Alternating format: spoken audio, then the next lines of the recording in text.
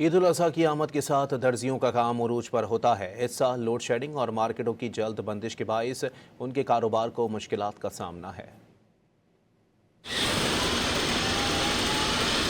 ईद उल अजहा में चंद रोज बाकी हैं और ऐसे मौका पर जहां दर्जियों के पास काम का रश होता है, वहीं इस बार बिजली की लोड शेडिंग और हुकूमती पाबंदियों के बायस कारोबारी सरगर्मियां सुस्त रवि का शिकार हैं। दर्जियों का कहना है कि 3 से 4 घंटे की तवील लोड शेडिंग और शाम 8 बजे मार्केटों की बंदिश ने इनके कारोबार को शदीद मुतासिर किया है। जब से ये लॉकडाउन शुरू हुआ है तब से हमारा काम बहुत मुतासर हुआ है। दिन में 3 से 4 बार लाइट चली जाती है और फिर जनरेटर पेट्रोल भी अवेलेबल नहीं है और रात 8 बजे मार्केटें बंद कर देते हैं। रात को भी हम काम नहीं कर सकते, कस्टमर जस्टिफाई नहीं करते, वो कहते हैं ये आपका मसला है, आप करें या ना करें, हमें हमारा काम चाहिए।